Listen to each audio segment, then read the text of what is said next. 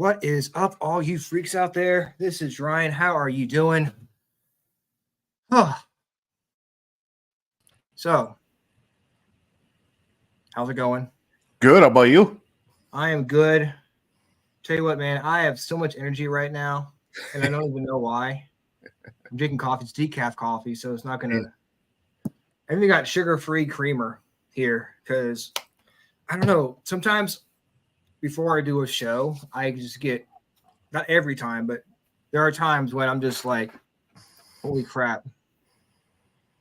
I am just ready to go. So if I seem a little crazy, right? Tonight, Yeah, I don't do decaf, so I am drinking the regular stuff. I could never stomach decaf. Dude, I have the worst insomnia. I mean, when I have to go to sleep, I'll take an Ambien.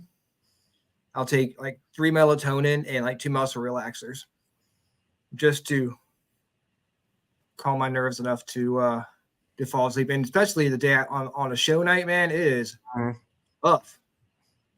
We've got Mrs. Paranormal Security about to call in on Blog Talk, so I'll get her on a second. I've got I guess Mr. Paranormal Security in the queue here. So we're gonna do audio and video tonight. Nice. I'm I'm ADD and autistic, so caffeine really doesn't faze me. Yeah, well, it gets to me big time, and I want to take the time to wish everybody a very happy National Sneak Some Zucchini Onto Your Neighbor's Porch Day, which I realize is a big holiday for most people. So again, if you can take time, thank you very much for coming on or watching the show. You know, not sneaking zucchini onto someone's porch. I mean, I thought I was the only one who celebrated that. Apparently, I'm not the only one. It's actually a holiday. I just throw zucchini on people's porches for fun. Right. I knew there was a holiday for it, but it's pretty exciting. It's also National Braiders Day. So if you like to braid your hair, this is your day. Yeah, well, I don't have any, so. Well, I mean, for all the people who do like to braid their hair, this is your special holiday. So again, thank you all very much for joining us tonight. We've got Paranormal Security 9886 coming on the show. But before we welcome them onto the show, I want to give a little shout out. You know, the holidays are coming up. It's getting kind of cold outside, and you're spending a lot more time inside than outside. What a better way to enjoy the indoors than to light up some candles. Not just any candles, soy candles. We are partnering up with Dutch Soy Country Candle. I got to look at my notes here, make sure I got the right order of words here. Dutch Soy Country Candle Company. They are based out of Pennsylvania. My friend Jeffrey Dangler is his daughter, and she makes these candles. And she sent me some, and they're really good, really, really good candles. They're on Facebook, and if you are in the market for some really good candles and feel like going to Yankee Candle or something, you want to support a small business, look them up and send her a shout out, send her a message, and maybe you guys can work something out. So yeah. Amish country, I believe. Amish country, you know how they do in Amish country. They make things to last. I mean, obviously they're candles, so they won't last unless you don't use them. Then they'll last as long as you. But good quality stuff. Yep. up in the Amish country. So I was on her Facebook site today, and I was just looking at the different scents that she had, and she's got one called teak, which I don't know if everybody likes, wood. I'm a woodworker, so I have a thing for wood. She has a teak. I think it's called dark teak, which I haven't smelled it yet, but I'm sure it smells pretty good. That might be one of the candles that she sent to me, actually. Oh, sorry. My Keurig barely finished the coffee before the show started, so I didn't get a chance to stir it up. Well, Good I shit. have 1 cup of coffee, and I have a backup cup of coffee. Well, I'm only got one. I only got my cheap Walmart decaf French roast coffee over here. Oh, our guest, Paranormal 9886. I had actually messaged, I think, Miss Paranormal Security on TikTok a few months ago. You know, I'm always like, hey, do you want to come on my show? Come on, please talk to me. And she was gracious, and she messaged me back, and she agreed to come on. And so now we're gonna bring. I don't know if she's actually into Q or not, but I see Mr. Paranormal Security. So I'm gonna go ahead and bring him on the show, and I'll be checking Blog Talk to see when she's calling in. Hello, man. How are you? I'm good. How are you? Brother, I am well. good. Got my watered down Walmart coffee and my sugar-free coffee creamer. I am good to go, brother. Black Rifle coffee and then some water to wash it down. Yeah. Oh, nice. Yeah, we're good. Just Yes, a I need to get standard, some of that. just a standard Kona blend. That's right. Yeah. So how's everything in your world? We have some thunderstorms going, so that's pretty good. Severe thunderstorms with that. Man, I love a good thunderstorm. They never last long enough for me though. They always seem to last for like 5 minutes and then disappear. Exactly. Especially. Right. Yeah. Let me rephrase that. I like thunderstorms as long as you keep the power on. Exactly. Yes. I've got a 5-year-old, and trying to keep him entertained without TV or something for a long period of time is not the easiest thing in the world. Killer. Yeah. So where are you from? So I'm originally from Dalton, Georgia, which is north of the northest part of Georgia, right before you get into Tennessee. But I've lived in Savannah for about, I think it's going on about 9 years almost. Oh man, so you're down in the heart of like haunted country. Yes, absolutely. So I'm going to go ahead and bring Miss Paranormal Security onto the show. Hopefully it doesn't create like a super echo deal, but we'll see what happens. Hello. Hello. Hi. Hey, there you are. Okay, now we got the whole crew. Yep. Awesome. So I just asked your husband, I guess, where here he's. Are you originally from Savannah too, or did you move down there with him? I'm actually from Canada. Oh, Nice. north of me even. I'm right now visiting my family and getting some paperwork straightened out for my more permanent residence in the States. And so, yeah, that's why, unfortunately, I couldn't be with him there on camera because I'm stuck up north. Hopefully not too much longer, like a week or two. And then we'll be back to the old grind. Well, you're the first person I think I've talked to on the show in actual Canada. So this is the first. Right. Well, awesome. I'm glad I broke the ice with that. We've got Lauren hanging out with us tonight. Lauren Harding, Travis King, Yeah. Chris Strome, T. Renee, Kirk Horlucci. Horiachi. Horliachi. Yeah. Thank you. Thank you guys for tuning into the show. I appreciate it, especially on National Braiders Day. I know it's a big holiday for everybody, so appreciate you guys taking the time to join us tonight. So I want to go back to the beginning. Talk about how you guys got into the paranormal. What set you on this path to where you are now? You want me to go first, or you want her to go first? Let's go, ladies first. Okay.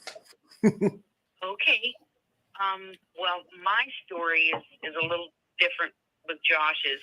I kind of was exposed to it for a big part of my life, but I really didn't think much of it or look too much into it. And then as I got older, probably in my late 20s or something, then things started to become more prominent, and I started to see more things and experience more things, and realize that these feelings, these gut feelings, went along with it. And then it actually extended into me helping friends and people kind of get rid of these spirits or entities out of their house. And so I was always interested in the paranormal, not just spiritual and ghosts and whatnot, but even, from things to Bigfoot and UFOs and that kind of thing too. And so the funny story was, after Josh tells you his story, we actually met through his YouTube channel. And I was helping a friend, ex-boyfriend kind of thing, with a radio show that he had in a channel, and helping him book the talent and whatnot. And Josh was one of the people he wanted on his show. And so that was a part of it. So, we had communicated over a period of like 3 years, professionally, business-wise, and also watched his show too, and were very interested. So, years later, I happened to be single at the time, and Josh happened to be single, and I happened to be on one of his lives, and it's like, oh my gosh, Terry, is it true this and this, and why don't you hit me up after the show? And then the rest is history, and we joined forces, and next thing you know, we're doing it together. So that's kind of my story in a nutshell. So It's funny how life works out, isn't it? Yeah, isn't it? It was meant to be, honestly, because I would have never met him had I not, dated this guy, to be from the States and whatnot. And vice versa. He would have never met me. So I do believe that everything happens for a reason. And I do believe that, the stuff that we've been through in our lives, we're at the point where it's like, we want to enjoy our life, and we're getting too old for a bunch of other stuff. And it's like we met at the perfect time, came together at the perfect time, and our interests are shared, and passions and enjoyments. And yeah, it couldn't be any better. Like, we're very blessed that way. That is incredible. That is so cool, man. Very, very awesome. Indeed. Now you're here with us. Yes, exactly. See, another chain of events, right? Exactly. So, Josh, let's see if you can beat that story. Well, I probably can't beat that story, but I had paranormal stuff happen when I was younger. My dad was a sheriff's deputy, so it was very interesting how he believed in that stuff. If he didn't see it, he didn't believe in it, kind of thing. So anything that I encountered was BS, put it to the side. And that's how I grew up. Whether I heard something, I saw something, whatever the case might be, throughout my life, it was BS, put it to the side. There's nothing paranormal about it. Then my dad died, unfortunately, I believe it was about 18 years ago. And when my dad passed away, my mother started coming out telling me, the stuff you were seeing when you were a kid and the stuff that you claimed that you saw, I believe you. I always believed you. Your dad saw it too, but he just never wanted to scare you. So I even with her saying that kind of stuff, I was still no until I moved to Savannah. When I moved to Savannah, I had originally come to Savannah. I was a firefighter for a long time. I had left the fire station. I was working part-time for Krispy Kreme in Chattanooga. I got a job offer to come down here. I was working full-time at Krispy Kreme, part-time with the fire station outside of Savannah. And I get out of that stuff. So I became a security guard. And I thought, security guard, gun, badge, Savannah, that's going to be cool. No, it wasn't cool. It wasn't fun. It seemed like there was a lot of creepy places that they didn't want to put, that other people didn't work. Well, I didn't believe in that stuff, so I was all for it, And that's where my initial paranormal stuff started happening was the cemetery that I was patrolling. The first months that I patrolled it, I ignored everything. I used to eat my lunch back there. I just had no problem with the dark. It was quiet. And I liked it. But it's when I started acknowledging all that stuff, and then I'm like, okay, this can't be, this is not people, this is not something that's normal that should be happening. This has got to be paranormal. So that's what really piqued my interest in it. And here I am today. So I want to talk to you about talking about the security job. The video you took when you're inside of I guess it was a mausoleum of some sort. Maybe when you heard those children. Tell me about that. Tell me about like what time of day. Just the whole story. That was, we had a dude quit. He kept getting sick. Excuse me. So he wasn't working. So we started actually locking that building up around 5:30, 6 o'clock. We don't really have seasons down here, so it just varies. Sometimes it'll be broad o'clock, 7 o'clock. You know what I'm saying? Which typically it should be, but it's a little bit brighter down here. So I think it was about 5:25 or so. I was just clearing it. I was just simply recording because I was getting a little paranoid with that place and things that had happened. And then that's when that started. As I was locking, we had two sets of doors. You had the main entrance to the front, and then you had one directly to the side. You walked up some steps and you walked in. Wasn't a very big place. I believe there was only two small hallways with the bodies, except for the one. Yeah, so that would have been 3 hallways technically. So I was just locking the place up, and lo and behold, some kid starts talking to me. So that starts piquing my interest a lot. And it was so clear too. It almost sounds like, those dolls that talk. Yeah. And I was like, wait a second. But then I was like, man, that's so, because there's nobody there. Mm-hmm. It's so, man. And people were always talking too, like, well, why didn't you go this way? Why didn't you go? The place is not that big. I heard the voices directly from where I was focusing at. That's where they were coming from. And they were right there in front of me. That was the problem. Mm-hmm. But there's nobody around. And there was one instant.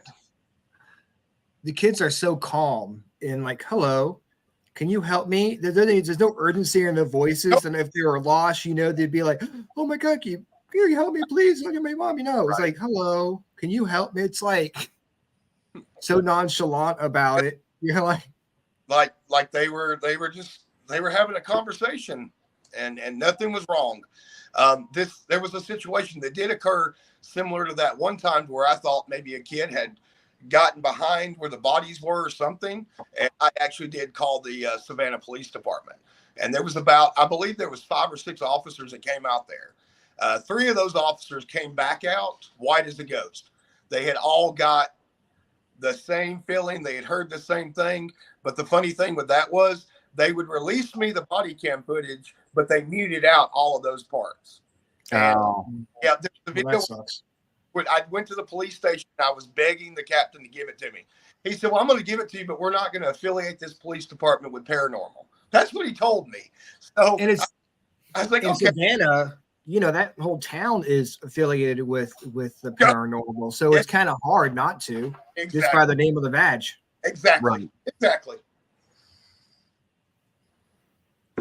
Yeah, I agree with that. I think it was just they didn't want to sound crazy per se. They didn't want to sound like they were. It's an unspoken bond with that kind of stuff. Even when I was a firefighter, we didn't talk about that stuff to other people. Mm-hmm. You keep that to yourself because you're going to end up somewhere 1013, which is a Looney Tune house, and you're going to have to explain to a doctor why you're seeing things that aren't there. So you just kind of like, okay, well, I didn't see none of that. You know what I'm saying?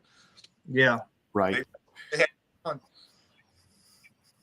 Well, it's funny you mentioned that you were in security. I was a security officer for about 4.5 years up here in Minnesota, and I worked in the Minnetonka Mall for about 2.5 years. And the mall would close at 9 o'clock, and we'd have to have a skeleton crew on till the next morning. And I worked from 1:30 to about 11:30, so second shift. And it gets mighty creepy in them passageways, when you're the only one doing patrol. Yeah.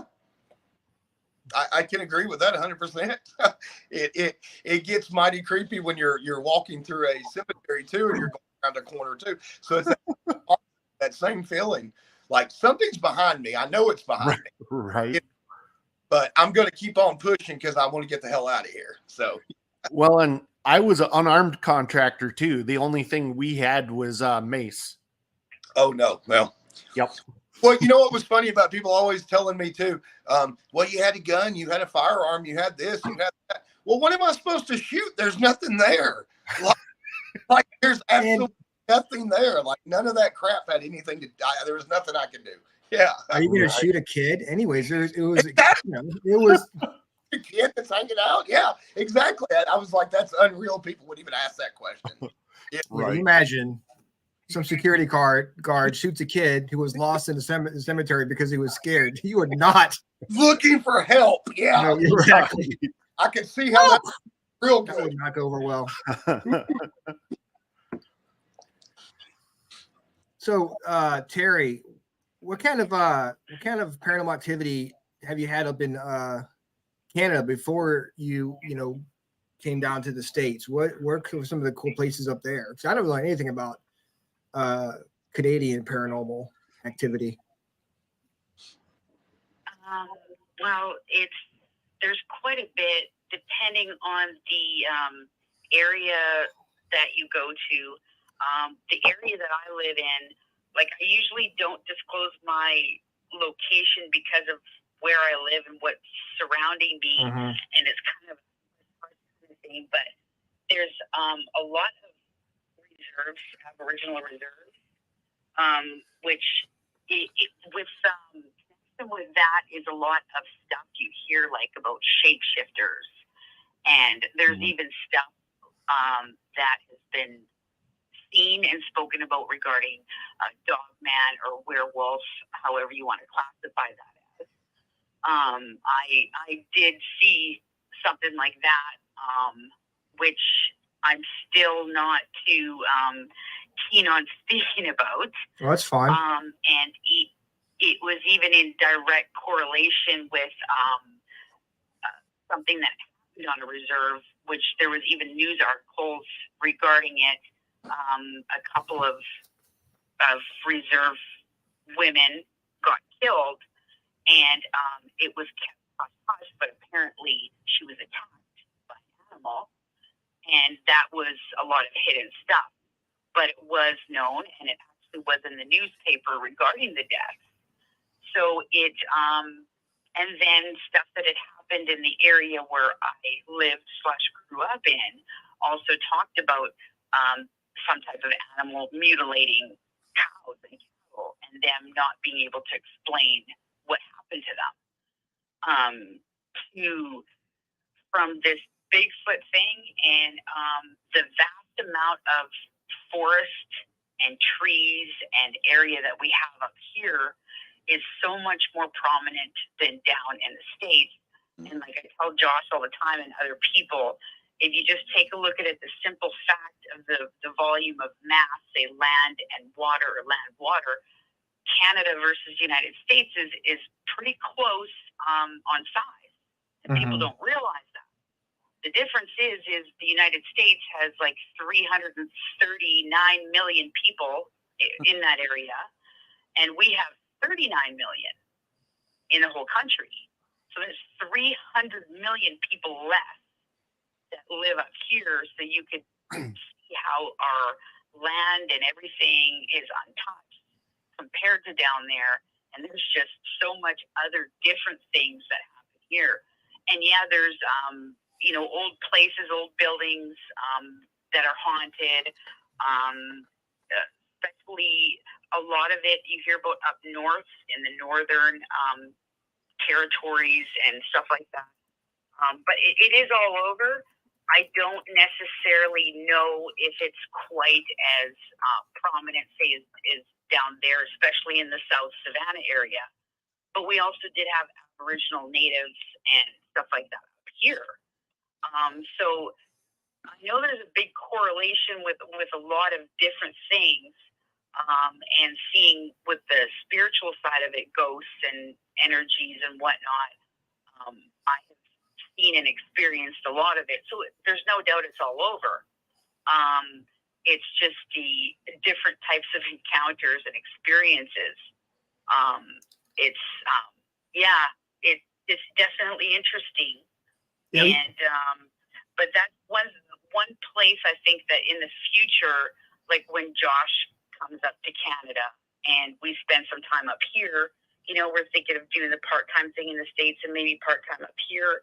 We're not sure. But when that happens, then we're going to be exploring a lot of places up here and opening up that avenue, which I think will be very interesting, because there's a lot of places that I would like to go and investigate.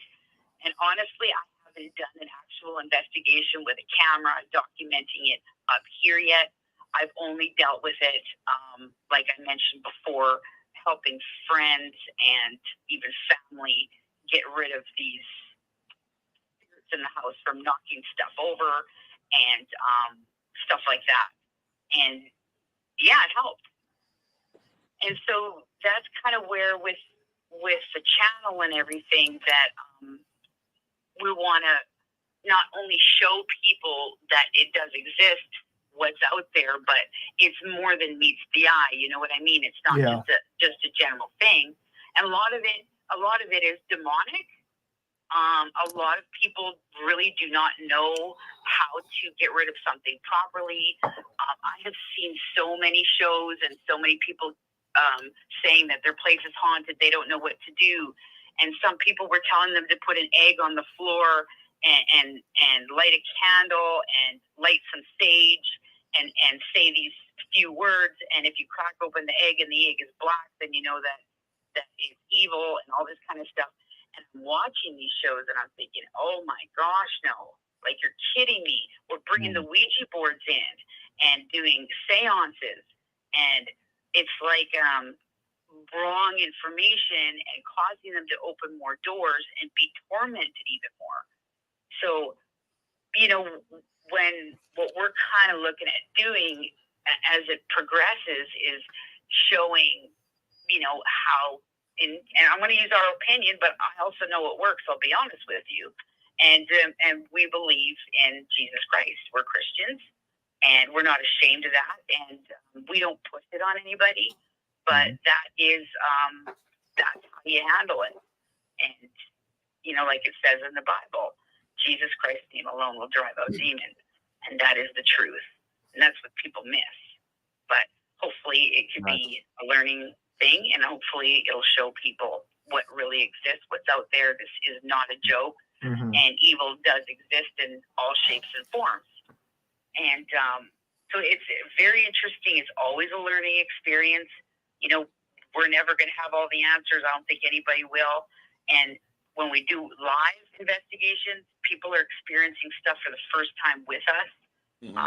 A lot of places pre-record, they do edits, they cut it out. You don't see everything.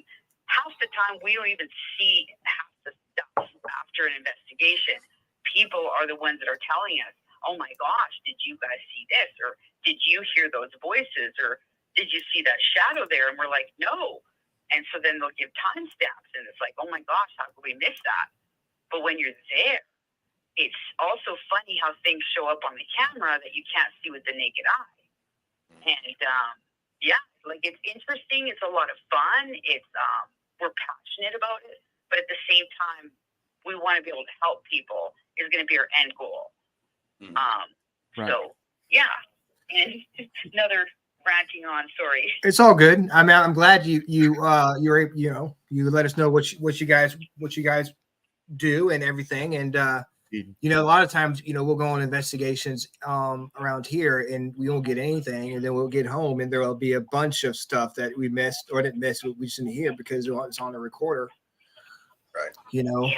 And you're right. I think a lot of times people they watch these shows and they look at them almost as how-to videos. Oh, this is how you investigate ghosts, and it's not really. It's for entertainment. The way they act, the way they, the way it's put together, it's for entertainment, so people can tune in. It's good to show them the correct way or the way to at least protect yourself. There's no as far as investigating, it's to each his own. Whatever works. I would not recommend taunting spirits. That's not something I would tell people to do. But you're gonna do what you're gonna do. So I can't stop you from how you investigate or whatever. But I was gonna ask you, do you think there's, as far as the land up in Canada, do you think there are more cryptids or more reports of cryptids up there because of the vast, I want to say emptiness, but there's just more space up there and for more varieties of cryptids than there is down here?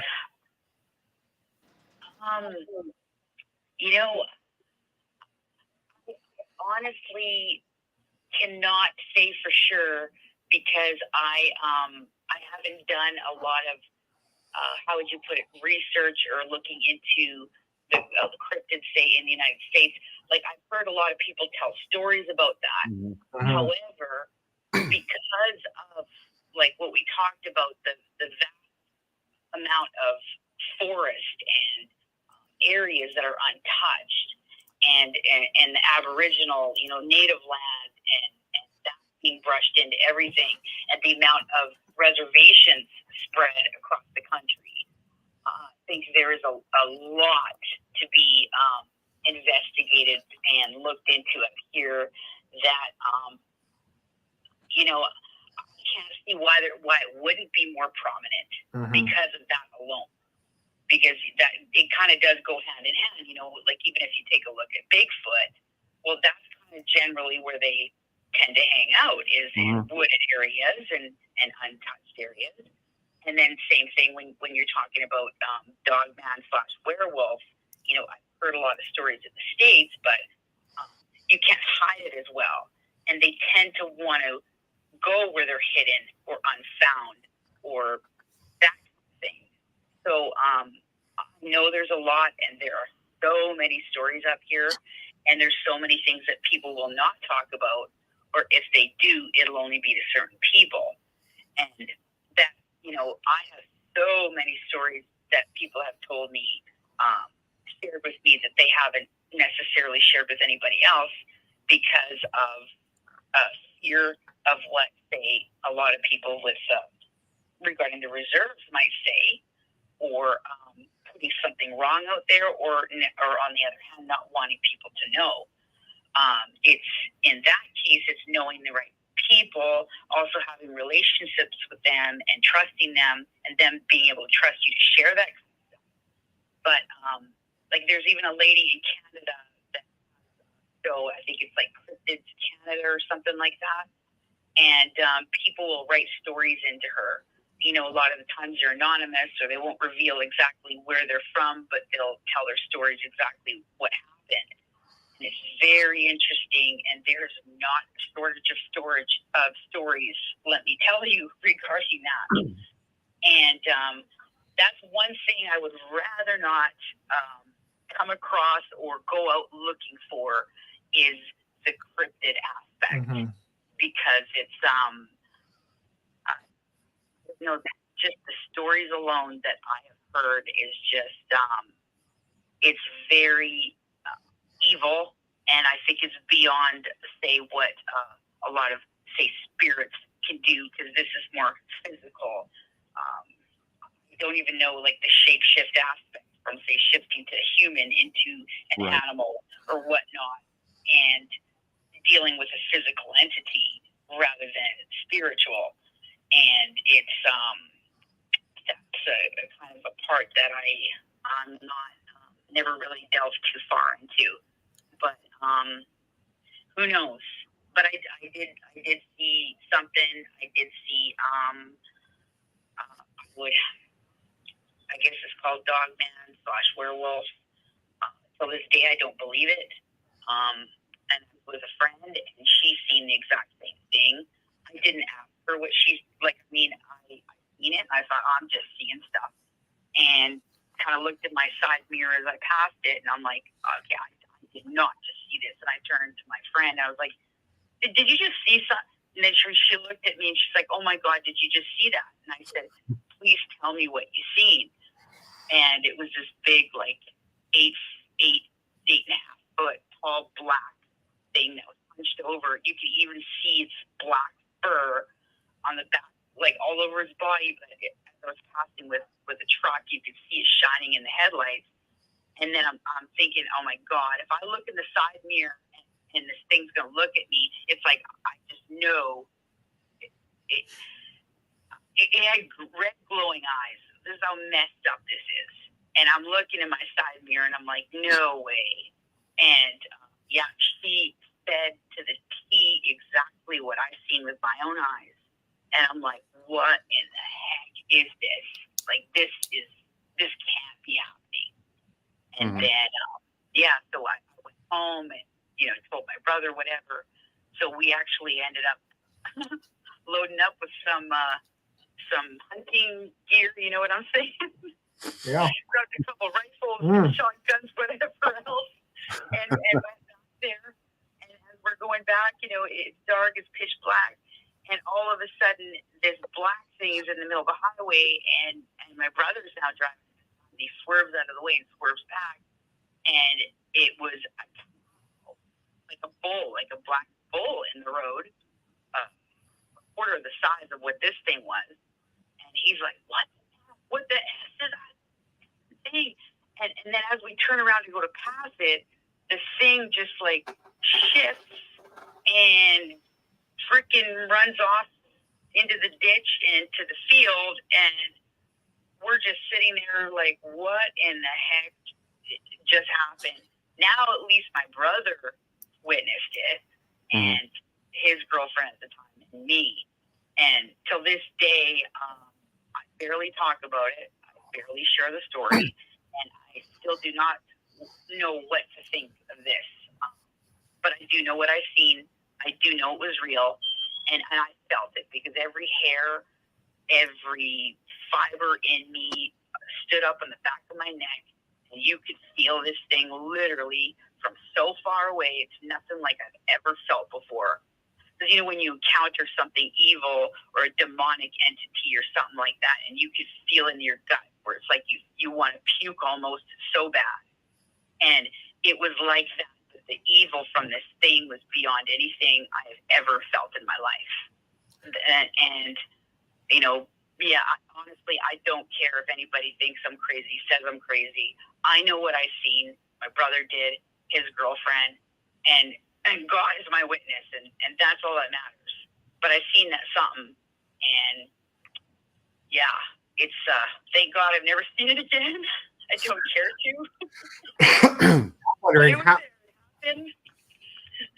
That sounds terrifying, and I understand that feeling you had when you were driving your truck and didn't want to look back because you were scared to actually see what you saw. Right. It's at least. I'm wondering, like, how many people go missing up in the forests up there? How many, like, what percentage of do you think are like maybe encountered something that because a lot of times people go missing and they're never found. Right. This is one thing I might have an answer. I don't know. Okay, I'm just speculating. It's just a thought. But the truth of the matter is there across Canada, especially I guess we could say Western Canada even, there is a lot of Native women going missing off of reserves. You could go to the newspaper, you could go to Google. That's one thing that is well known up here about these Native girls going missing and never being found. Whether it's connected or not, I don't know. But there's a big part of me that has a feeling that there's a connection there. And that's, something that here I wouldn't be very vocal about because in general, it's like I kind of have a feeling where this is coming from, and that's why it's not really talked about. But so honestly, that sticks up to me. Whether other people and stuff like that, I don't know. Probably if I dug a little bit more deeper, there's probably a lot more stuff that I would find out regarding missing people. But I think that there is a link there. There is a connection, and there's a connection regarding shapeshifters, and same thing with the native / Aboriginal Indigenous area of it too. So it's it's just something I don't want to poke around in, especially up here, and especially kind of where I am from and where I grew up, and Well, I mean, I understand it. A lot of like with Josh down in Savannah, there's a lot of tight-lipped.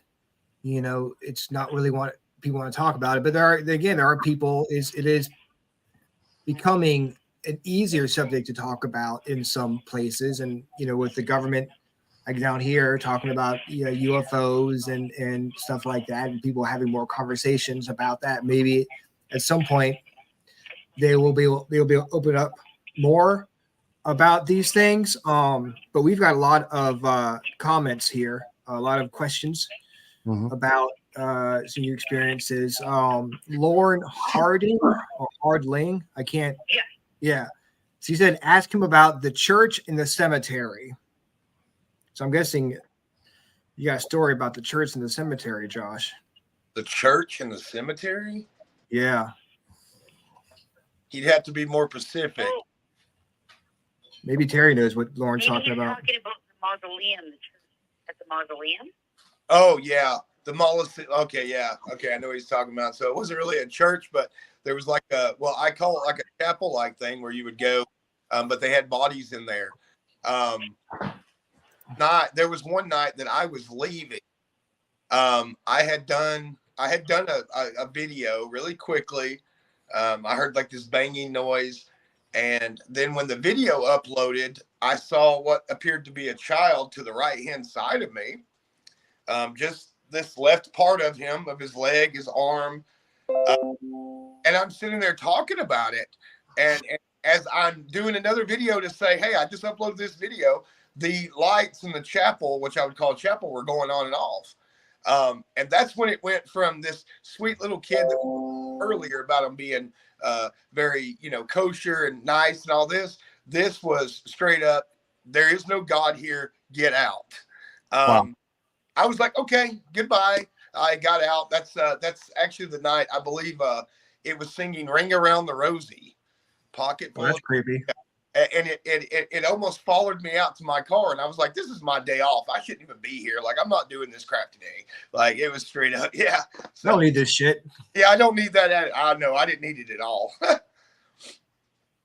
I'm gonna let you guys know at 10 o'clock, the blog talk is going to cut off. So if we keep talking, you're still talking, I only have it set for an hour because we had a show before hours. So, if Terry gets cut off, I apologize, but just wanted to make sure everyone knew. But we will go a little bit longer past 10 o'clock. So Travis King asked about the murder house in Georgia. Okay. So the murder house in Georgia, yeah, there's a house that is. I actually took him. He's been wanting to go on an investigation with us for quite a while. So the rumors that this is only pure rumor speculation of what had happened. This house has been up for sale for probably about 30 years, I think. Local people that we had here in town that we knew that we had made friends with said that there was a young man there. He was a pretty good looking dude. They were always trying to get with him, but he lived with his mama. Rumor had it his mom was in some kind of witchcraft. Then the young man just mysteriously disappears, and then the mother mysteriously disappears over the house. So it's been sitting in the town for 30 years now, or 25 years, something like that, up for sale, and nobody's bought it. So it's a hit or miss with the place. Sometimes you go in there, you really don't get anything.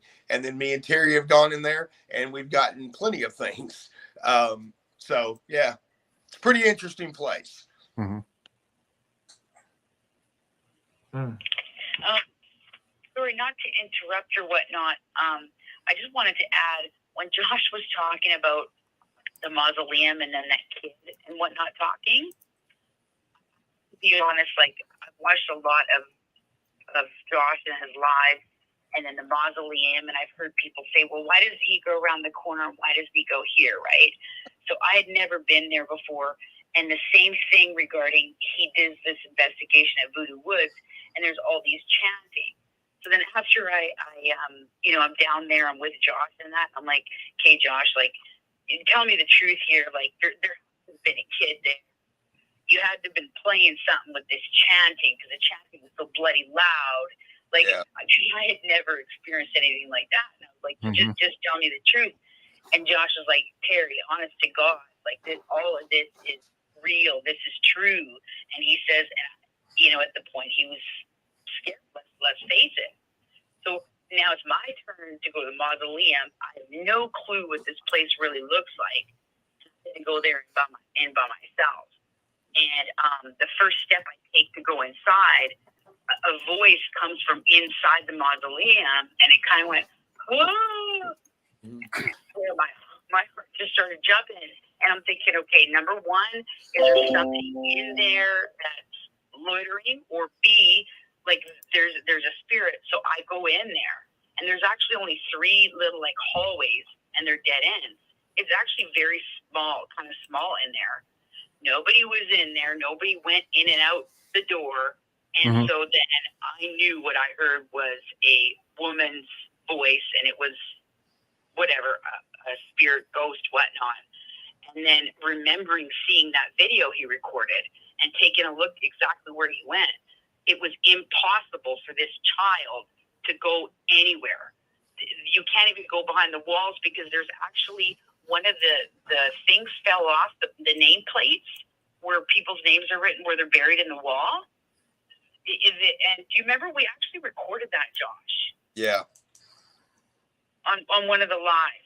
Yeah. And there, right then and there, I'm like, I am recording this so people can see. There's no way you could get behind the walls or in behind whatever they're buried in. And people need to realize that these are dead ends, and there's nowhere else for anyone to go. And then he goes to Voodoo Woods. And I kind of encourage him now to go solo, because he gets more action, because I kind of got rid of something there, and it was quiet for a while, but something's back, so I'm going to leave it. Anyway, there was freaking chanting. This was like a couple of months ago, and it was like right there. It was right beside him. And I knew as a fact, there was absolutely nobody there, nobody around him. And it was like, to me, I believed him. I'm not saying I didn't. God's truth, I did believe him. But seeing those things, and especially that investigation from a couple of months ago, where I knew he was by himself and no one else was around, this stuff was totally real. It was in another language. We still can't figure out what language it is. But to me, it's like Samaritan or something like that. And there was a couple different ones in there. But because they were so prominent and you could hear them on the camera, it's like to the point where it's like, when it's that clear, it's hard to believe, right? It's hard for people to believe. But Correct. This was genuine, honest to God, 100% real stuff. And that was like, oh my gosh, like this is crazy. And whatever this thing is evil, and it does not like, especially when you use Jesus Christ's name or even say his name, this thing just starts going crazy. I don't interrupt, but that's one thing. I have a lot of people that come on my lives, different religions. You know what I'm saying? Like, not everybody believes everything I believe, and that's fine. I said Jehovah, Muhammad, I was naming off all kinds of these different spiritual entities, not just Jesus Christ. And that thing did not say or act any of that until I said Jesus. And then it was like an instant, like it was like you telling, like you were telling your 5-year-old you can't watch TV for an hour, how pissed off that kid's going to be at you. This is bad. You know what I'm saying? Yeah, like, yeah. Like it was so irritated. And I even had somebody reach out to me and they're like, I've been an atheist most of my life, man. But that scared me and bothered me that you said all of those names. And there was probably 6 or 7 different names in there, and I'm just out to the but to say that, and I was just like, this is unreal. Like like she's saying, it is. I get people questioning it. That's fine and dandy, but that's one of the main reasons why I go live. That it's just better to do it that way. But yeah. Right. So Josh, we've got a question for you from Dana. Dana wanted to know about the time you were in the Voodoo Woods and something attached to you and EMTs had to come check you out. Yeah. So what happened with that was, I really can't tell you too much what happened with that. But they said a lot of people were telling me for about 35 to 45 minutes, I had shut the light off. I was just talking mumble jumble. I was talking garbage. I was not being myself. And then a few times I had said some stuff that was not anything that I should have known or how to have said it or how to spoke it so promptly. But I can't remember. That was a while back ago, but I do believe somebody that knew where I was had contacted EMS and they came. Or no, I had EMS come and check me out. I was having difficulty breathing. And it was really hard to get out. And going back and looking at the video, because people were telling me, you need to go watch that video, man. Like, how do you see out there in the dark? How are you just walking around out there like that? And going back, and I probably watched about 10 minutes of that. And I was like, that's enough. Clearly something had overpowered that situation that night. But of course, once I was out, I was back of the ambulance, EMS. These are people I knew too. You know what I'm saying? I'd worked with people. And they're like, blood pressure's fine, BP's fine, everything's good. I drove home, didn't have any more problems. Jumped him, definitely. Yeah. Right. The funny thing was, we weren't together at that time, but I remember watching that live. And I was like, holy cow. So do you remember when I told you, Pope, when I went to Voodoo Woods and I kind of got rid of something and then it was kind of quiet for the longest time until recently? That's the thing that was there that night that jumped Josh. And when I went to Voodoo Woods, this was like on the first or the second time I was there, and I could feel it was like a witch, like a voodoo witch, whatever you want to call it. And this thing was circling us, and she was mad. And then you could just see nothing but dark shadows running around. And I felt her intent. I felt she wanted to harm Josh in the worst way possible. I'm getting goosebumps right now talking about this. This is God's truth. And that was the same thing that jumped him that night. And I remembered that live. And then I remember I was holding the camera and I said, she's up in the trees. I could feel her. It's like, I can't explain it, but I could just know, I could sense it. And when I looked up to the trees, I could see her hanging down with her hair, looking at me with her face. And I thought, okay, I just seen something. I didn't say what it was. I didn't say anything about a witch. And all of a sudden, the people on the live started going on there saying, I seen it. She had long black hair. She was hanging from the trees. And I did not even say what I had seen. And after I seen all the people on the live say that, then I knew multiple people. Yeah. This is exactly what I saw. And so because of that and because of her intent towards him, that's the one I got rid of that night. And after that, things were kind of like dwindling. There's an odd shadow there, some noises, and nothing was really happening. People do gather there and do like rituals at this particular area. So I think over the course of time, it's been building up. Yeah. And then the last time he went there, like whatever it was a couple of months ago, the chanting that was prominent back on the camera again, a different entity.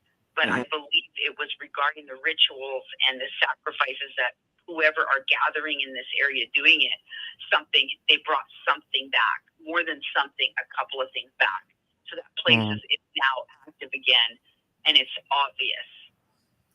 And at least, you know, there's.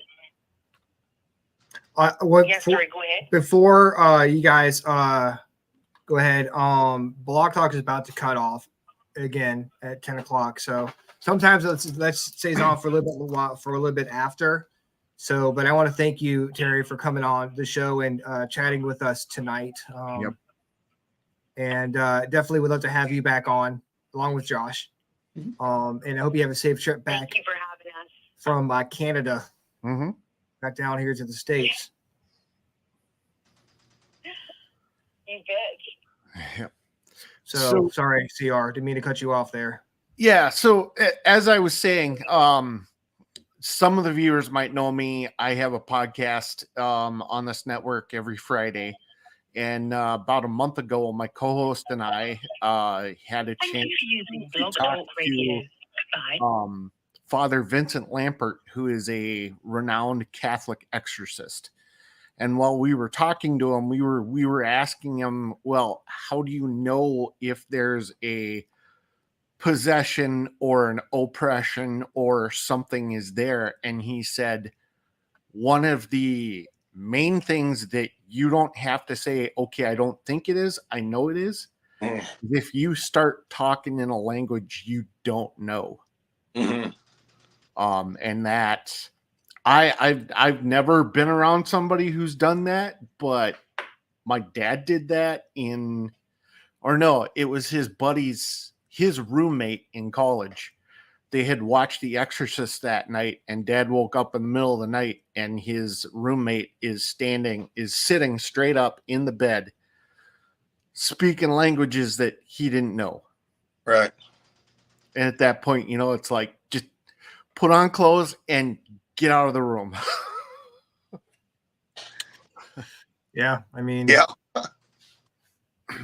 And you know, we do a lot of investigating down here, and you know, I run the cabin on 360 up here, and there's something in one of the houses. We don't know what it is for sure. Some people have called it demonic. I don't particularly want to go that route, but a lot of times people will get EVPs or they'll get stuff on their recorders where they'll be like, who is this? And you'll hear Satan, or we've gotten Beelzebub in the house before. And it's one of those things where, you know, you go there and it doesn't affect everyone. So it's not like you're going to go and you're guaranteed to get to feel this way. But there are times when people will go down to this house and they'll feel different. Like they won't feel like themselves. And you know, they'll only be in the house for maybe 45 minutes to an hour at the most during public investigations. And if they start feeling this way, we'll tell them to get out. But we've had, you know, numerous investigators who have had years upon years of experience. They'll go into the house and they'll feel anger where there wasn't anger before. And I've had people, or at least one investigator, had this kind of the same experience you had, Josh, where he was in the basement talking or during investigation, and the next thing he knew, he was outside or in the cabin next door, and he had no idea how he got there. And you know, his friends who were there with them said that he just started, you know, he wanted to go into the basement, which he never wants to do. And then he just started, you know, acting really weird. And that's when he kind of blacked out. And then he woke up and he was back in the cabin. Is that kind of what, did you have like a where you couldn't remember what happened?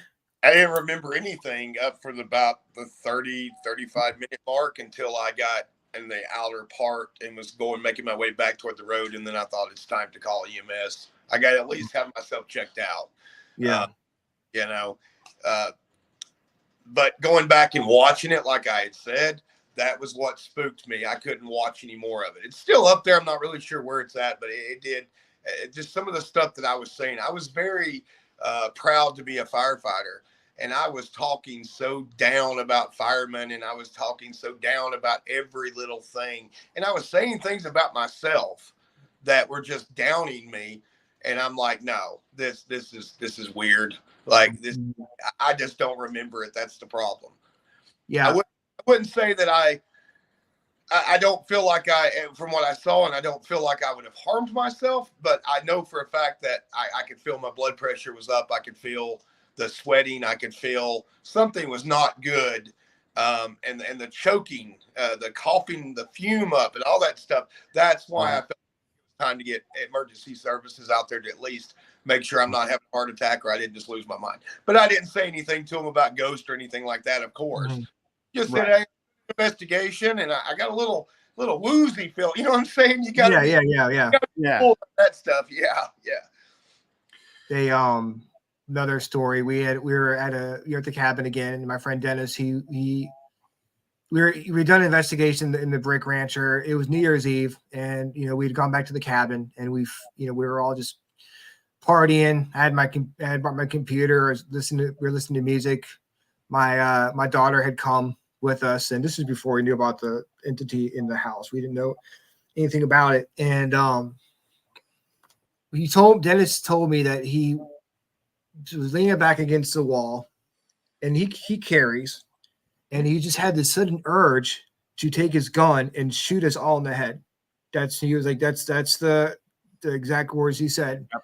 And he said when he felt that, he went next door to the Brick Rancher, and he started cussing the spirit out, or the entity out. Like, you will not go into my head. And I followed him over there. Because I was like, what's he doing? So I went over there, and after he was done cursing the whatever's downstairs, and I'll send you a picture of it. He said the house growled at him. Right. And it's still there, and it still affects people. And it's just you got to be careful when you do this, I guess, what we do, because we don't know really what we are dealing with. And even with, as far as like Terry was talking about with the dog man, that's physical. But there are also stuff that you can't see that affects people and can make people, and not to make people do things, but it can influence people to do things or push them in a certain direction. Right. So like we were talking about earlier, when you're talking about protection, you need to go into every situation just knowing that you don't know everything that's going to happen. Yep. The more you're prepared, the better. Well, and it's like where I live out here in Minnesota. I do living history, so I work at a couple of different heritage sites. And earlier this summer, I was at one. We were getting ready for a school tour, we were closing for the day. We had the school tour. The kids were still there, and I was going around from building to building. And I figured, well, I'm locking up. There's nobody in here. I'll just do a little EVP session as I close in each building, and came up to the one-room schoolhouse. And I walked in, shut the door. We had kids on site, but they were on the other end of the site, out of visual range. So I'm like, well, if they're out of visual range, they're out of audio range as well.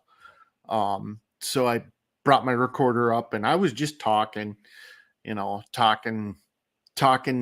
and talking to the teacher and that, and then just ended it. I locked up. I went home, and I didn't listen to it till I got home. And I listened to it and I about shit a solid gold brick because I was like, okay, there's something on there that shouldn't have been there. Yeah.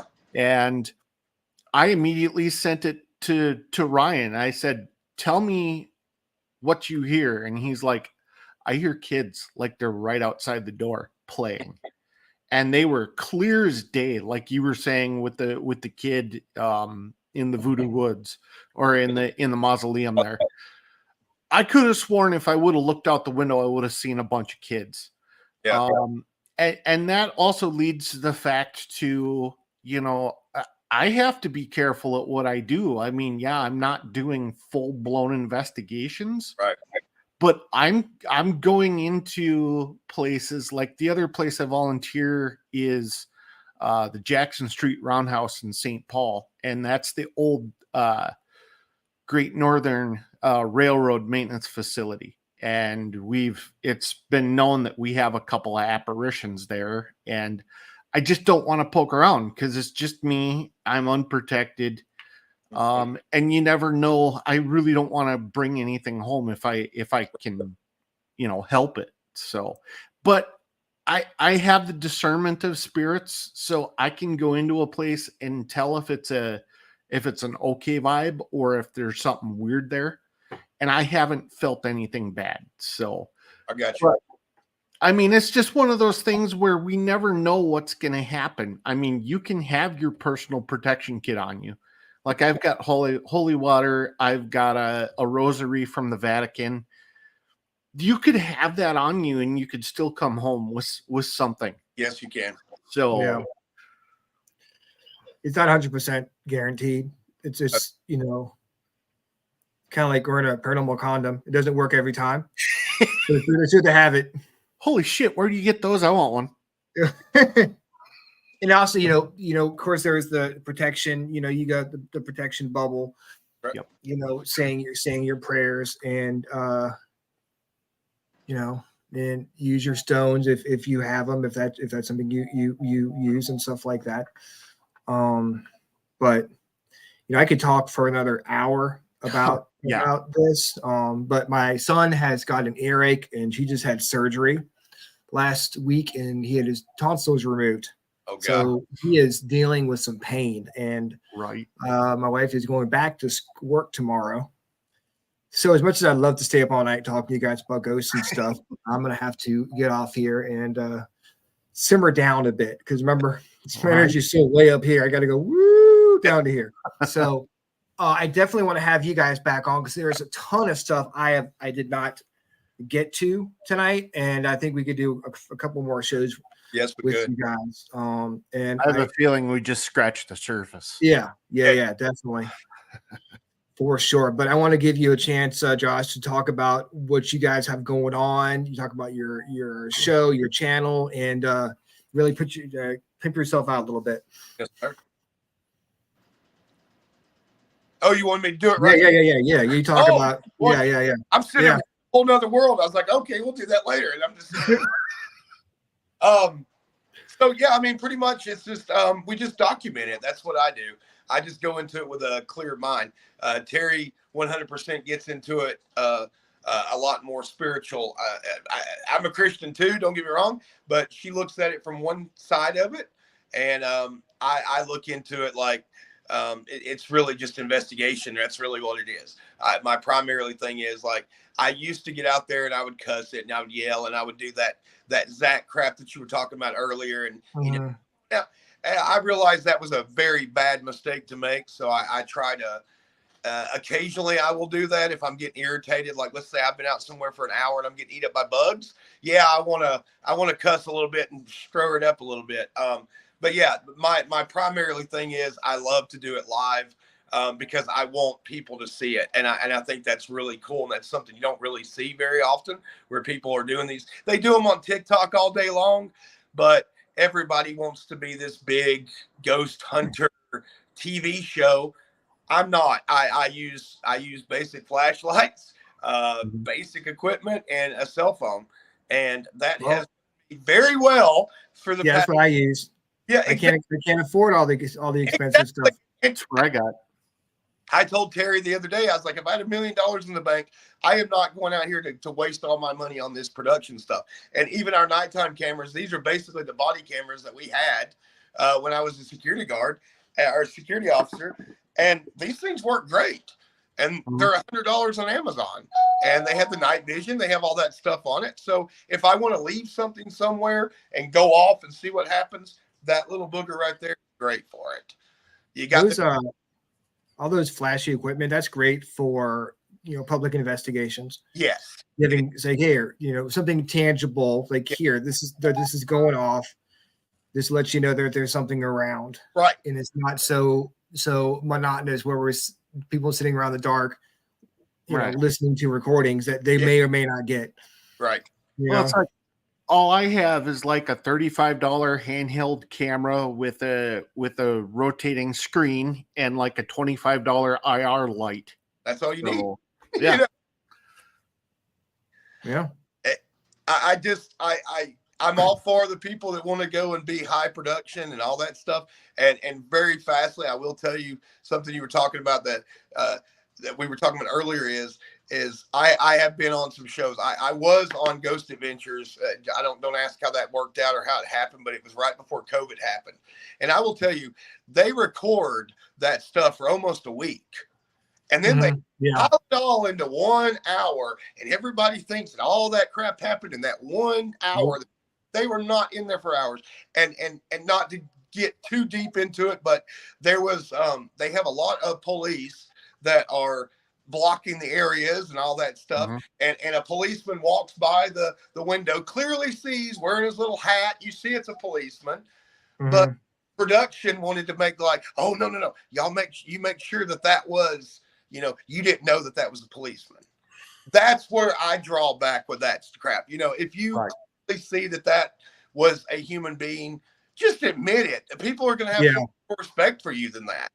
But that's where I draw the line with the production. And that goes back to what we were talking about earlier when we said entertainment. And, a lot of people, it's like watching those fishing shows on like the Outdoor Network, and these people are catching fish like, every 5 minutes. Yeah. Right. And it's like, they've been out there for like 8 hours. Yep. And they're just, the people, it's entertaining. How many people just sitting there doing nothing for an hour isn't going to get people to tune in. At least not the average person. Us paranormal investigators, we like to see how people investigate. They like to watch different, techniques and stuff. Take something out of it. Exactly. Yep. So again, I appreciate you guys coming on the show, and we'll definitely be in touch. And I'll definitely be checking out all your live feeds, and we'll get you back on. Yes, sir. Here in the next few months. Yep, sounds good. It was good, both of you guys. Yeah, good talking to you too, Josh. All right. I appreciate it, man. You guys, you have a good night. Yes, don't get too hot down there in Savannah. Right. I know it's going to be try not. Yeah. All right. Talk to you later. Yes, sir. All right. Bye. All right. That was awesome. I definitely appreciate everyone tuning in to the show. Thank you, CR, for joining me again. No problem. Appreciate it. Sorry if I talk too much, because I tend to get in a role, and I'm like, oh crap, I gotta slow down a bit. It was nice being a co-host. I got to get used to this, because usually on my show I'm doing what you're doing and just not having a break. So it was kind of nice to sit here and coast a bit. But next week I was supposed to be on vacation, but I don't think I'm going to go. So I'm thinking next week we'll do supernatural news. Okay. Yeah, I'll take it easy. Right. We'll just talk ghosts and we'll talk ghosts and shit. That's the name of the show. Talking ghosts and shit. And I want to thank everyone for tuning in. Travis, Terry, of course, for coming on. Sandra, go through here. Kristen, Deidre, the paranormal. Kristen said there already. Lauren, thank you for tuning in. Rachel, We have a lot of comments on this episode. Right. Holy I crap. didn't think it was going to jump off that quick. Dana, listen to Dana tuned in. Dana Harjula. Yeah. I think pronounce it. But I forgot how it was Right. pronounced. Yeah, Thank you pronounced Dana. it. Yeah, I apologize for pronouncing it wrong. If you guys get a chance, can you go to the Freaking Awesome Paranormal Show Facebook page? Give us a like. You know, Yeah. go over to I'm My Man with CR on Facebook. Give them a like.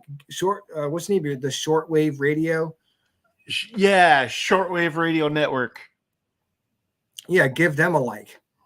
We would certainly appreciate it. And if you get a chance, subscribe to the Freaking Awesome Paranormal Show YouTube channel. And you know, you guys ever want to talk about ghosts, message us. We'll be happy to chat. So again, thank you everyone for tuning in.